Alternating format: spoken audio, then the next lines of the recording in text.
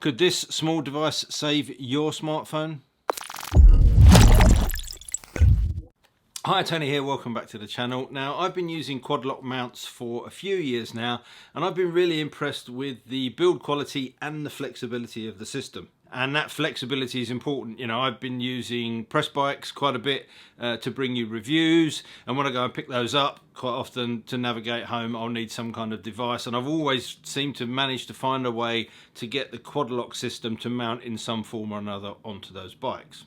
However, there has been a worry at the back of my mind for a little while now about potential risk of damaging the fragile components in my smartphone, particularly and specifically the optical image stabilisation unit. Now, I had a problem with my iPhone 6S a while ago, and that image stabilisation unit used to vibrate when I tried to take a photograph. It became absolutely unusable as a camera, and I ended up having to change my phone. Now, at the time, that appeared to be an Apple hardware issue.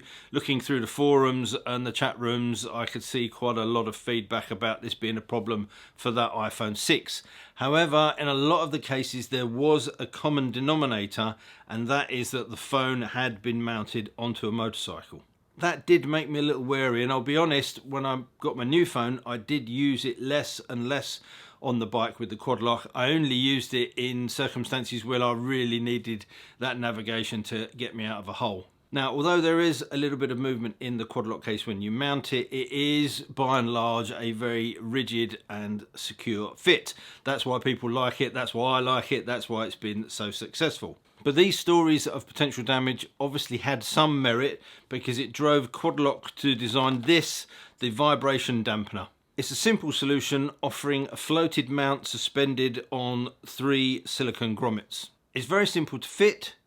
Just remove the upper part of your existing mount and add the device in between. It comes with a captive bolt built into it, so it's just a case of screwing that into the base and then adding the top mount back on as you would do normally.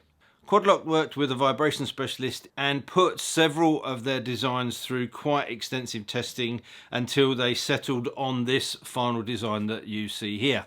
I don't have any other test data other than this graph, which doesn't tell us too much, but it does illustrate how the G-force applied to the phone diminishes significantly as the frequency of the shake increases. This vibration effect obviously will depend largely on what type of motorcycle you're riding.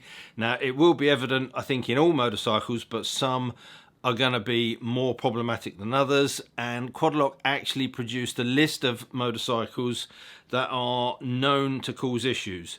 Sadly, as a KTM owner, that applies to all of their models, and that's not really any surprise. I did notice that the Triumph, Bonneville, Scrambler and Thuxton models appear on that list, and I know that a lot of my subscribers ride those sort of bikes. Of course, the only way I could really test it was to get it mounted on the bike and get out and do some riding. Of course, only a long-term test will prove anything, but it does appear to make a big difference. Just that little bit of damping that the silicone offers takes most of the sting out of it. The phone does move, but it doesn't visibly vibrate as it used to, and the screen is still very easy to see. So although I can't offer anything particularly scientific from my test, it does seem to work. But to be honest, as the damper only costs $15.95, is it worth taking the risk of not using one? It does add a little bit of width and a little bit of height, but I suspect that in most installations for the majority of people, that's not really going to make any difference. So from my point of view, if you use a Quadlock mount at the moment, it is a worthy addition, particularly if your bike appears on Quadlock's death list.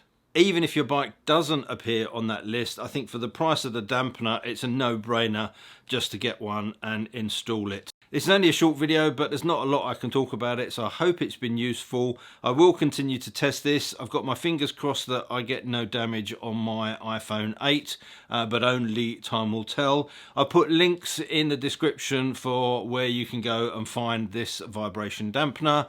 And if you've got any comments or questions or something that I might have missed, you know where to put them in the comment section down below. And all that leaves me to say is, until next time, thanks for watching, take care, ride safe, and I'll see you soon. Bye.